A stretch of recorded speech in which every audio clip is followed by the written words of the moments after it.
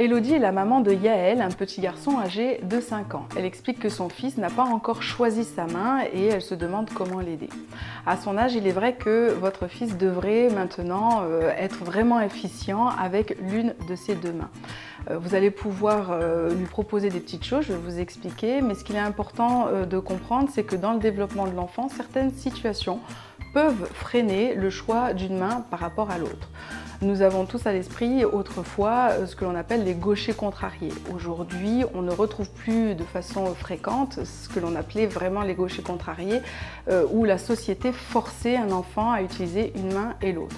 Par contre, on en a encore les parents. Donc certains enfants, par fidélité parentale, au niveau psychologique et affectif, vont venir un petit peu inconsciemment réparer cette latéralité contrariée chez son parent et donc se chercher un moment et aurait tendance à vouloir choisir la main qui a été refusée à son parent.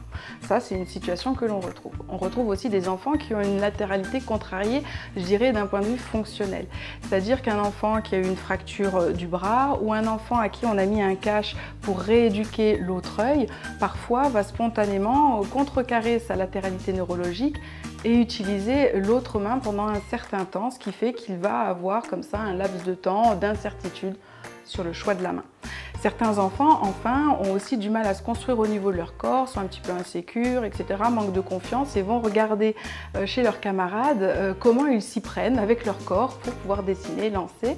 Et comme en classe, nous avons souvent des petits îlots de travail, quand votre enfant travaille sur un îlot et a un enfant en face de lui, il va travailler en miroir. Si l'enfant utilise sa main droite, par exemple, votre enfant, qui cherche un peu par imitation, va utiliser sa main gauche en imitation. Ça, ce sont toutes des situations qui peuvent un peu freiner chez votre enfant ce choix de main droite ou gauche. Maintenant, que faire? Donc, une petite astuce et un petit conseil. Si ça traîne un petit peu trop pour ce choix droite-gauche, comme on est dans une société où maintenant il faut écrire beaucoup et très tôt, on pousse un peu votre enfant à faire un choix pour pouvoir écrire. Donc, prenez des conseils auprès d'un professionnel qui va vous guider un petit peu, peut-être évaluer quelle main au niveau neurologique votre enfant est plus prédisposé à prendre et vous aiguiller dans l'accompagnement de Yael. À la maison, regardez la vidéo précédente et vous allez voir les conseils de mobilité du bras, de chamboule-tout. Ce sera déjà une première étape à réaliser.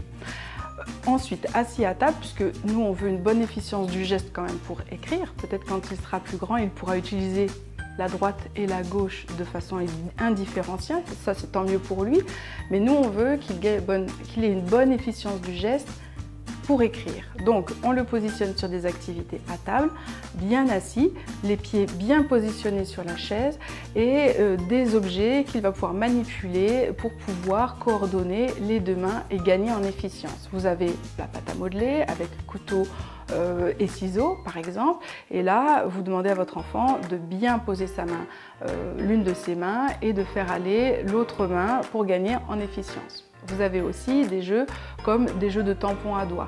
On ne veut pas être dans la précision, on veut être déjà dans la mobilité du bras et le choix d'une main. Donc des jeux de doigts et de tampons par exemple, où votre enfant va à un moment donné utiliser une main pour aller pointer et tamponner certains objets sur la feuille. Après on change de main, on essaye de l'autre main et on essaye de sentir quel bras était le plus à l'aise. La question c'est avec quelle main je suis le plus à l'aise dans mon corps, et une fois que je sens une petite différence, on entraîne cette main le plus possible le temps que les apprentissages, l'écriture se fassent et ce choix de main se consolide.